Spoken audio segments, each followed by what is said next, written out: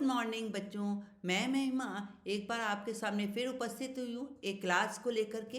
और ये क्लास जो मैं दे रही हूँ वो लगभग 7th 8th क्लास से लेकर 10th क्लास के बच्चों के लिए है। ये जो आपके धातु हैं ये आप लोग पढ़ते हैं। और आप क्या समझते हैं धातु जो होती है वो 5 लकारों में होती है और बस इतना समझते हैं। पर धातु हमारी जो होती है वो 3 प्रकार की धातु होती हैं। एक होती है हमारी, मैं आपको बताती जाऊंगी और आप समझते जाएंगे। एक जो होती है वो परस्मयी पद होती है, और जो परस्मयी पद कहलाती है वो कॉमन, जिसे आप सब लोग अभी तक सीखते आए हैं। पठ धातु, जैसे पठ धातु का लट लकार, पठती पठत पठंती, पठसी पठत पठत, पठामी पठाव पठामा। ये लट लकार है, वर्तमान काल है, ये आप सभी जानते हैं, राइट। और पढ़ते भी काफ़ी है ना। अब जैसे सेकंड बात करें लंग लकार, भूतकाल। लंग लकार हमारा किस काम में आता है? लंग लकार जो होती है, लंग लकार जो होता है वो हमारा कहाँ पे काम आता है बच्चों? ये हमारा भूतकाल में काम आता है। भूतकाल मतलब पास्ट टेंस। और ये भी हमारा जैसे होता है अपठत अपठताम अपठन, अपठ अपठतम अपठत, अपठम अपठाव अपठाम। नेक्स्ट हमारे पास आता है ऋट लकार, भविष्य काल, है ना। और ये जो भविष्य काल आता है सभी बच्चे जानते हैं, ये बहुत कॉमन है।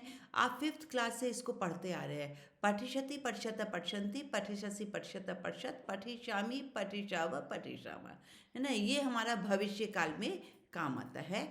और इसके बाद हमारे पास जो आता है लोट लकार। लोट लकार क्या होता है?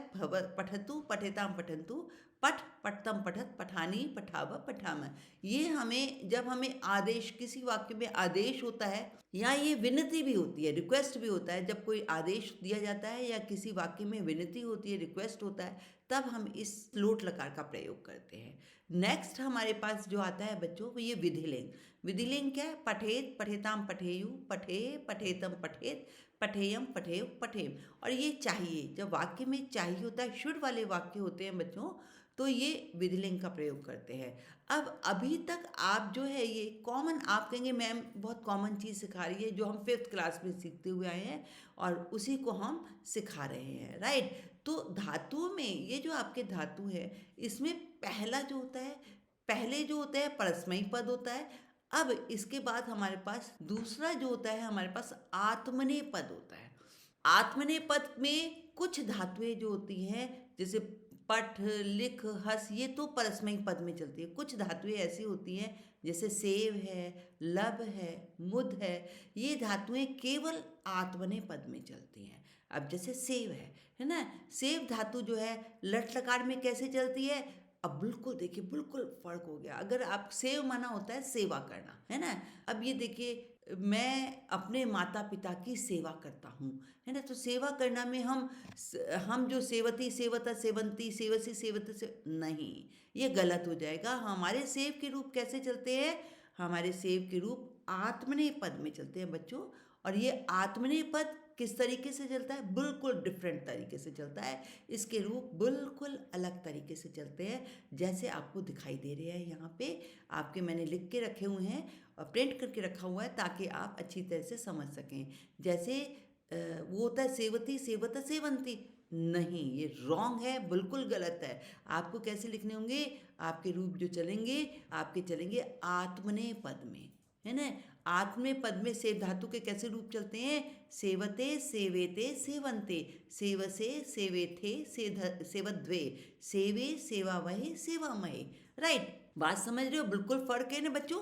तो आपको ये भी याद करने बहुत जरूरी है, स्पेशली 8th 9th और 10th के बच्चों को तो ये याद करना कंपलसरी है, क्योंकि इसके बिना हमारी संस्कृत कंप्लीट नहीं होती है।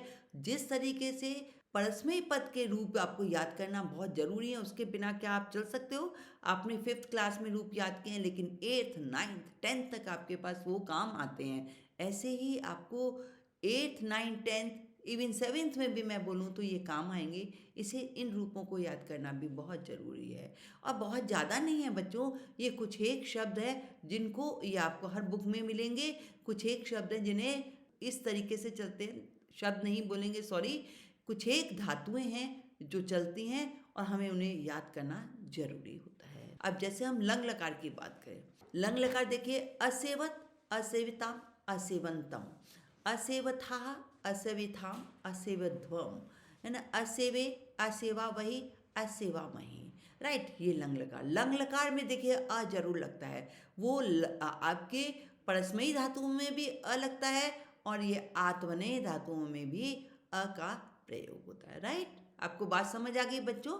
और इसी तरह से हमारा जो ये लृट लकार है, लृट लकार कौन सा है, वही आत्मनेय पद में है, वो भी चलेगा। सेविष्यते, सेविष्येते, सेविष्यन्ते, सेविष्यसे, सेविष्यथे, सेविष्यद्वे, सेविष्वे, सेविष्वावहे, सेविष्वामहे, है ना।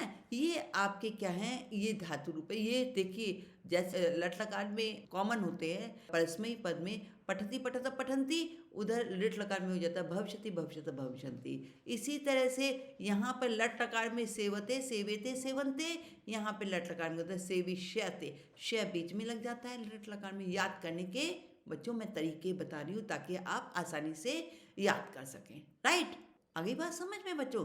नेक्स्ट, अब हम और आगे चलते हैं।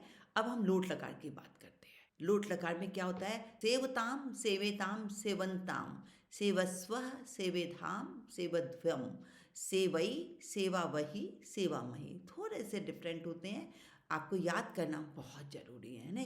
जिसमें आज्ञा और विनती रिक्वेस्ट होता है, उसमें हम इसका प्रयोग करते हैं। ओके, आगे बात समझ में। नेक्स्ट, और आगे चलते हैं हम। अब हम पहुंचते हैं विधिलिंग पर।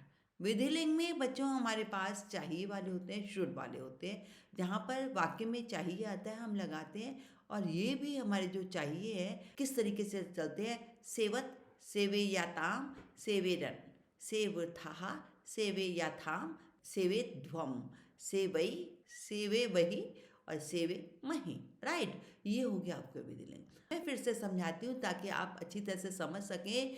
सबसे पहले हमारे पास आया परस्मयी पद, है ना, जो आपका कॉमन था, जिसे आप अभी तक पढ़ते हैं। सेकंड नंबर पर हमारे पास आया आत्मनेय पद, और इस जिसे हम मैंने आपको समझाया लट, लंग, लिट और लोट और फिर विधिलिंग। राइट, अब तीसरा हमारे पास आता है उभयपदी। उभयपदी का मतलब क्या है, उभयपदी का मतलब ये है कि जो धातुएं हमारी परस्मयी पद में भी चलती हैं और आत्मनेय पद में भी चलती हैं, यानी वो दो प्रकार से चल सकती है, वो कहलाती हैं उभयपदी।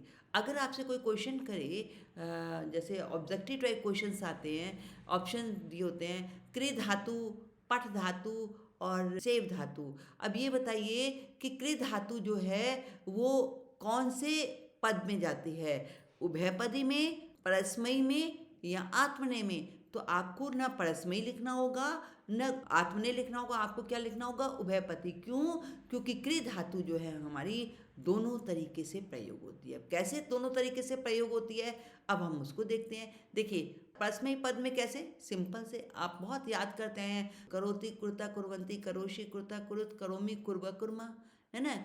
और अकरोत, अकुर्तम, अकुर्वन, अकरु, अकुर्तम, अकुरुत, अकुर्वम, अकुर्वा, अकुर्मा, है ना। ये नेक्स्ट लिट लकार है, वो कैसे, करिष्यति, करिष्यत, करिष्यन्ति, करिष्यसि, करिष्यत, करिष्यत, करिष्यामि, करिष्याव, करिष्याम। राइट, आ रही है बात समझ में।